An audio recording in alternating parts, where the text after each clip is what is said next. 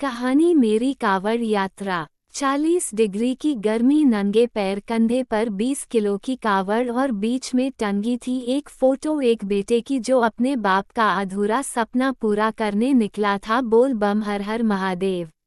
श्रावण का महीना था और हरिद्वार की सड़कें बोल बम हर महादेव से गूंज रही थीं। लाखों की भीड़ में एक लड़का सबसे पीछे चल रहा था। उम्र होगी कोई 27 साल। भगवा कुर्ता पसीने और कीचड़ से सना हुआ, कंधे छिल गए थे और पैरों में न जूता था न चप्पल। कावड़ के बीच में एक फोटो टंगी थी एक दुबले से आदमी की जिसके हाथ में ऑक्सीजन का नलका लगा था। उस लड़के का नाम सूरज था और ये कावड़ उसकी नहीं थी, ये उसके पापा रमेश की अधूरी मन्नत थी। 3 महीने पहले अस्पताल की सफेद दीवारों के बीच पापा ने उसका हाथ पकड़कर बहुत धीमी आवाज में कहा था, बेटा 18 साल से सोच रहा हूँ कि एक बार हर सावन हरिद्वार जाऊंगा, गंगा का जल भरूंगा और अपने गांव वाले शिव मंदिर में भोले को चढ़ाऊंगा। पर कर्ज, तेरी पढ़ाई, मेरी बीमारी, टाइम ही नहीं मिला। तू कर देना मेरी जगह, नंगे पैर जाना। सूरज ने उस दिन हंसकर कहा था, अगले साल पापा पक्का। पर अगले हफ्ते ही डॉक्टर ने कहा किडनी ने काम करना बंद कर दिया और पापा चले गए। उस दिन के बाद सूरज के अंदर एक ही आग थी कि बाप का कर्ज उतारना है। सूरज को पापा की हर बात याद थी। बचपन में जब वो 8 साल का था तब एक बार बहुत तेज बुखार आया था। आधी रात को पापा उसे गोद में लेकर 3 किलोमीटर पैदल डॉक्टर के पास गए थे। रास्ते में सूरज ने पूछा था, पापा आपके पैर में दर्द नहीं हो रहा? तो पापा ने कहा था, बेटा जब अपने के लिए चलो तो दर्द पता ही नहीं चलता। दूसरी याद ये थी कि हर सावन पापा टीवी पर कावड़ियों को देखते और कहते एक दिन मैं भी जाऊंगा। पर कर्ज और जिम्मेदारियों ने कभी जाने नहीं दिया। सूरज ने उस दिन कसम खाई थी कि पापा का सपना वो पूरा करेगा।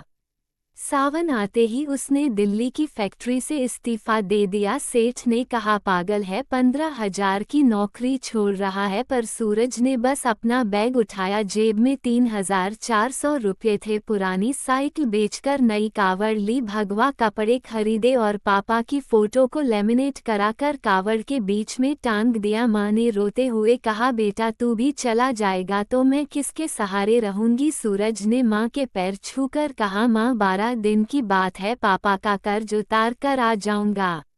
पहला दिन हरिद्वार की तरफ चलते हुए पहले ही दिन 40 डिग्री की गर्मी थी। डावर पिघल रहा था। पहले ही 5 किलोमीटर में तलवों में फफोले पड़ गए। हर कदम पर लगता जैसे पैर में कील चुभ रही हो। बड़े बड़े कावड़िए ट्रक और डीजे के साथ निकल रहे थे और उसे देखकर हंस रहे थे। अकेला चल रहा है। सूरज कुछ नहीं बोला, बस कावड़ की तरफ देखता रहा। रात को हाईवे किनारे जमीन पर सो गया। पीठ में दर्द था पर नींद आ गई क्योंकि थकान बहुत थी। सोते समय उसे पापा की वो बात याद आ रही थी, जब अपने के लिए चलो तो दर्द पता नहीं चलता। बोल बम हर महादेव।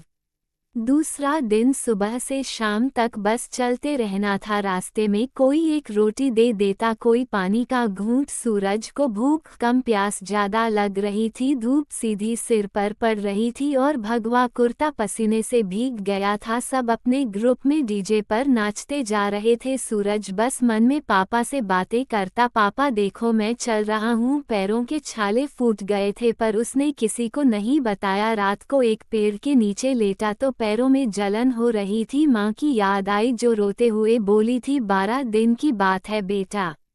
तीसरा दिन पैरों से खून रिसने लगा था। सूरज लड़खड़ाकर चल रहा था। तभी एक बुजुर्ग कावड़िया आया, सफेद दाढ़ी, झुकी कमर, बोला, बेटा तेरे पैर से खून आ रहा है, बैठ जा। सूरज ने कहा, बाबा रुक गया तो हिम्मत टूट जाएगी। बुजुर्ग ने जेब से हल्दी और साफ कपड़ा निकाला और पैरों में बांध दिया। बोला, ले ये बांध ले, भोले सब देख रहे हैं, मंजिल दूर नहीं है। उस दिन सूरज को समझ आया कि इस रास्ते में अपने आप मदद मिल जाती है, ये भोले बाबा का ही चमत्कार है। बोल बम हर महादेव।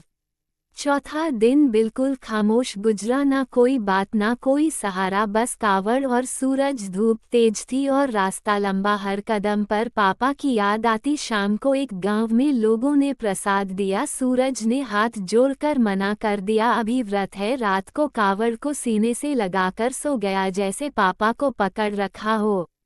पांचवां दिन मुजफ्फरनगर के पास अचानक तेज आंधी और बारिश शुरू हो गई। टेंट उड़ गए, लोग इधर उधर भागे, सूरज भीगता रहा पर कावड़ को छाती से चिपकाए रहा। डर था कहीं पापा की फोटो भीग न जाए। पूरी रात ठंड से कांपता रहा। सुबह 102 बुखार था। एक सेवा वाले ने काढ़ा पिलाकर कहा, बेटा घर चला जा। सूरज ने पानी पिया और बोला, बुखार उतर जाएगा पर वादा नहीं टूटेगा। भीगे कपड़ों में ही फिर चल पड़ा।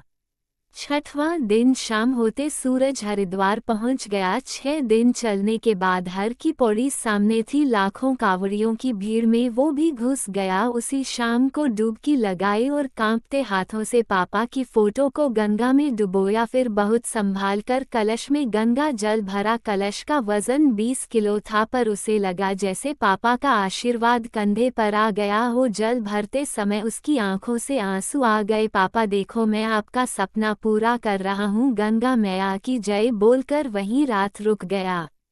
7वां दिन जल लेकर सूरज ने वापसी का सफर शुरू किया। कावड़ अब और भारी लग रही थी क्योंकि उसमें गंगा जल भी था। सेवा शिविर में 70 साल के एक बाबा मिले, कंधे पर 15 किलो की कावड़। सूरज ने उन्हें पानी पिलाया। बाबा ने पूछा, बेटा किसके लिए ला रहा है? सूरज ने पापा की फोटो दिखाई और सारी कहानी सुना दी। बाबा की आंखें भर आईं। उन्होंने अपना गमछा फाड़ा और सूरज के घायल पैरों में बांध दिया। बोले, ले बेटा, ये तेरे पापा का आशीर्वाद समझ, मैं 40 साल से आ रहा हूँ। उस रात सूरज पहली बार रोया नहीं। 8वां दिन हाईवे पर 2 लाख कांवड़िए एक साथ थे। 6 घंटे तक जाम में फंसा रहा। धक्का मुक्की, चीख पुकार। तभी एक लड़का बेहोश होकर गिर पड़ा। सूरज ने दौड़कर अपनी पानी की बोतल उसे पिला दी। खुद का गला सूख गया। परवाह नहीं कि एक ट्रक वाले ने जानबूझकर कीचड़ उछाल दिया। पूरा कुर्ता गंदा हो गया। लोग हंसने लगे। सूरज ने आसमान की तरफ देखा, भोले परीक्षा ले रहे हैं। 9वां दिन सबसे दर्दनाक दिन। शाम को पैर के तलवे में कांच का टुकड़ा गहरे तक घुस गया। खून बह निकला। साथियों ने कहा, भाई अब तो रुक जा। सूरज ने कांपते हाथों से कांच निकाला। चीख निकल गई। गमछे से पैर कसकर बांधा और फिर चल पड़ा। हर कदम पर लगता जैसे तलवे में सुई चुभ रही हो। रात भर नींद नहीं आई। सुबह फिर चल दिया। पैर सूज गया था पर किसी को नहीं बताया। 10वां दिन गांव से 25 किलोमीटर पहले सुनसान जंगल का रास्ता। आधी रात को 3 लोग आए, हाथ में डंडे। बोले, जेब और कावड़ दे। सूरज कांपते हुए बोला, पैसे ले लो पर कावड़ मत छूना, ये मेरे पापा का जल है। एक ने कावड़ की तरफ हाथ बढ़ाया। सूरज ने कावड़ सीने से लगा ली। अगर लेनी है तो मेरी जान के साथ ले जाओ। तभी दूर से बोल बम की आवाज आई। 4-5 कावड़िए टॉर्च लेकर आए। डाकू तुरंत ही वहां से चलते बने। बोल बम, हर हर महादेव।